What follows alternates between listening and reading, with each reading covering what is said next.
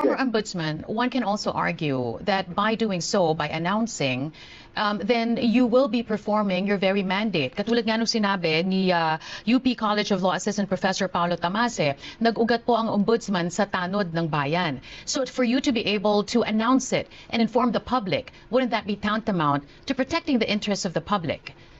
And that extra effort to be transparent. Go ahead.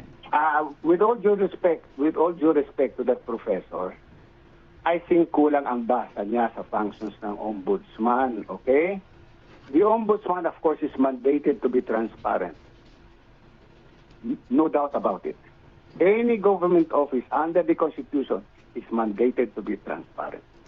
Kung nagbasa-basa si Professor Father, it is not the function of the ombudsman to be conducting every day a press conference announcing that this is what I did, announcing to the people that I signed the order dismissing from the service Senator Juan de la Cruz.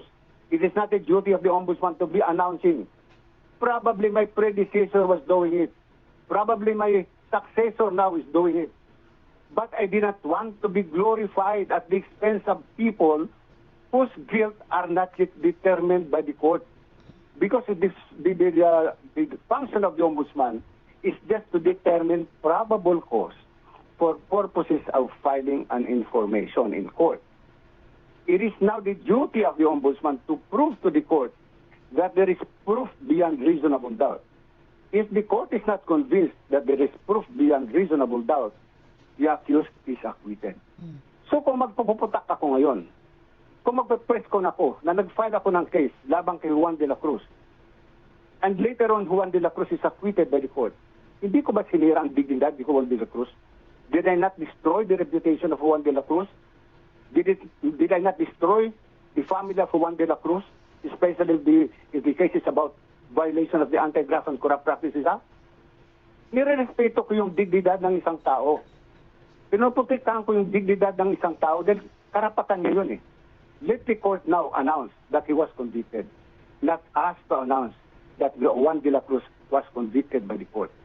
I don't want to glorify myself at the expense of people who are convicted by the court, or at the expense of people who have cases before the office of the ombudsman. If that is their hang-up, let it be. That is not my hang-up. That is not the values that was inculcated to me by my parents. That is not the values that was given to me by the Benedictine when I studied my law. Hindi ho yun ang tinuro sa amin eh. Ang tinuro sa amin, at yan na sa utak ko, irespeto mo ang dignidad ng iyong kapwa. Huwag kang maninira ng iyong kapwa para lang sumikat ka. Diba? Former Kaya Ombudsman. nga tanong ko ngayon, pati yung professor, alam ba niya lahat ang kaso na dinidesisyon ng Supreme Court? Yan, kung hindi niya alam, sasabihin niya secret decision yun.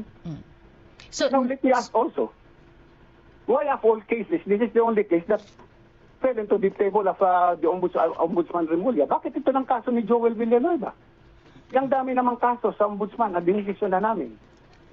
Bakit bukod tangi kaso ni Joel Villanueva? Dahil nagsabi kay Ombudsman Remulla na yan si Villanueva, dinismiss yan noong araw ni Ombudsman Carpio Morales. See? At bakit ko bibigyan ng kopya si Carpio Morales ng decision ko, hindi naman party in interest si Carpio Morales. And why should also the office of the Ombudsman at that time in 2019 give Remulla a copy of that decision? Remulla is not a party to the case.